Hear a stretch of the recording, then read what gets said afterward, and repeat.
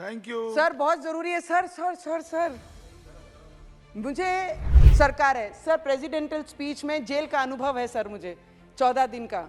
ये महाराष्ट्र गवर्नमेंट ने उद्धव ठाकरे जी की गवर्नमेंट ने मुझे जेल में डाला था। तभी जिस कश्मीर में लाल चौक पे जाकर इन्होंने अपने भारत जोड़ो का समापन किया, उस क्षेत्र में जाके इतने स्वाभिमान से ये समापन कैसे कर सकते थे? अगर हमारे गृह मंत्री ने 370 इस सभागृह में लाया नहीं होता, हनुमान जी का नाम लेना और राम जी का नाम लेना बहुत बड़ा गुनाह था।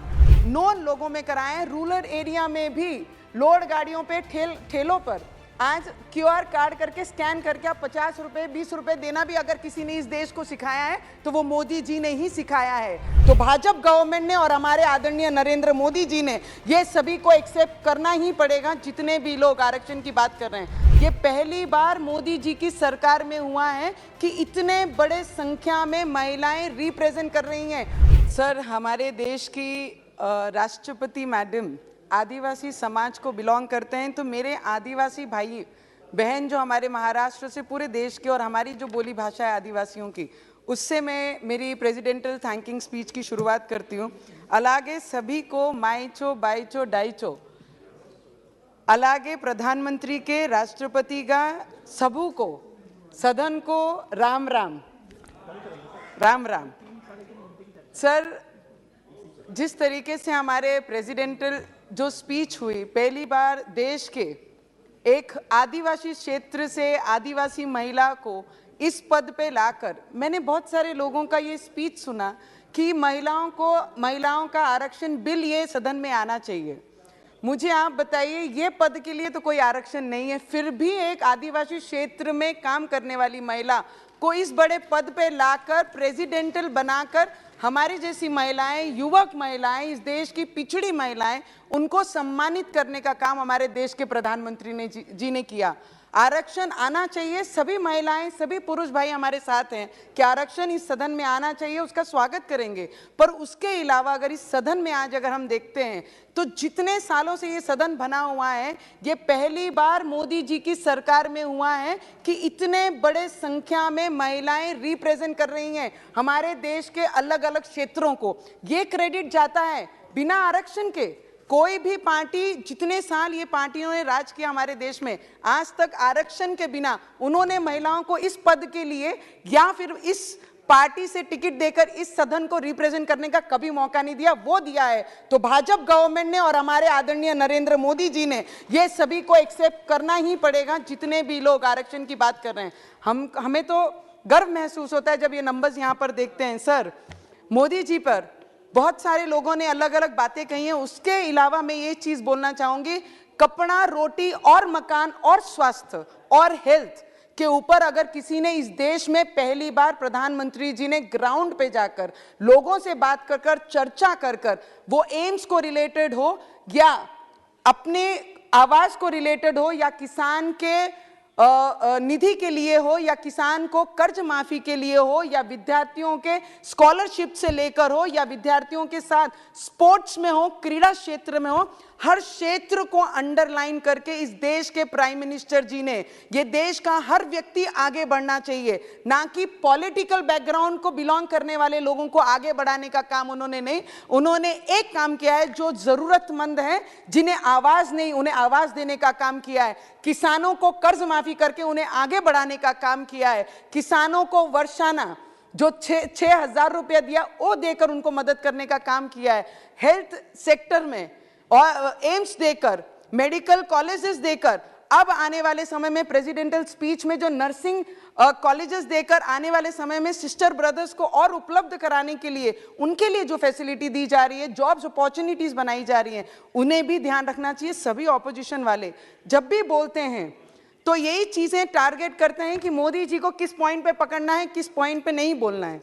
सर, मैं आपको इतना बताना चाहूंगी कि डिजिटल आज देश में अगर कोई लाया है तो ठेले वालों से लेकर, भाजी वालों से लेकर, बड़े व्यापारियों से लेकर, प्राइवेट सेक्टर में लेकर डिजिटल अगर कोई नॉन लोगों में कराएं, रूरल एरिया में भी लोड गाड़ियों पे ठेलों पर आज क्यूआर कार्ड करके स्कैन करके आप 50 रुपए 20 रुपए देना भी अगर किसी ने इस देश को सिखाया है तो वो मोदी जी ने ही सिखाया है। टैक्स ईमानदारी से अगर भरना है, अगर वो किसी ने सिखाया तो हमारे मोदी जी ने ही सिखाया है। सर, हमारे महाराष्ट्र में 33 महीने की गवर्नमेंट थी, सरकार थी।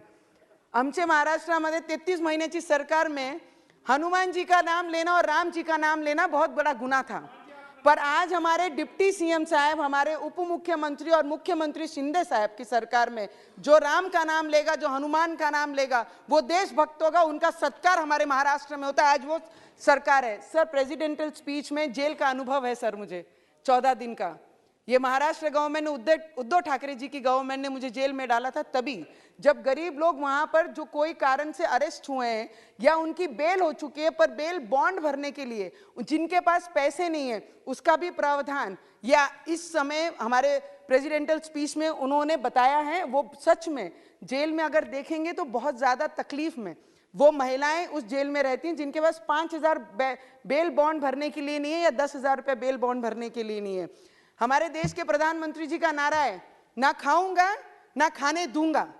इस तरीके की सोच रखने वाले पहले प्रधानमंत्री हमारे देश को मिले हैं।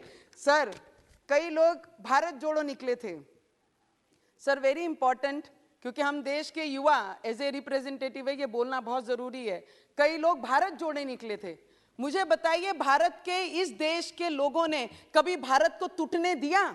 कभी टूटने नहीं दिया। जो जोड़ने निकले थे ना, कोई चीज टूटी नहीं तो उसे जोड़ने कैसे निकल सकते हैं? ये पहला प्रश्न उनको मेरा है सदन के माध्यम से।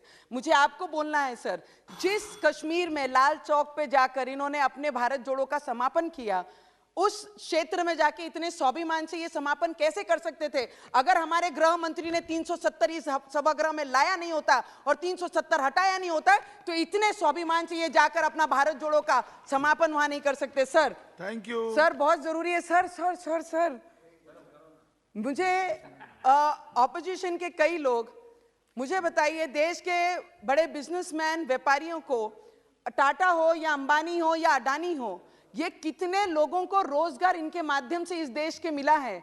मुझे ऑपोजिशन को एक प्रश्न पूछना है। ये एक उंगली अगर ये जो आज सरकार में उनके ऊपर दिखाते हैं, तो इन्होंने ये याद रखना चाहिए कि 4 उंगलियां इनके तरफ रहती हैं। अगर इनके घोटाले अगर किसी ने निकाले तो अंक खत्म हो जाएंगे, पर इनके घोटाले समाप्त नहीं होंगे। सर, ये चीज ऑपोजिशन ने याद रखनी चाहिए। जो काम करता है, गलतियां उनसे ही होती हैं। आपने ना कभी काम किया, ना लोगों के लिए कभी प्रयत्न की, ना लोगों के लिए कभी जॉब्स अपॉर्चुनिटी कैसे आएगी देश में, उसके लिए काम नहीं किया। Sir, sir, last 2 minute sir, just 1 minute में समाप्त कीजिए।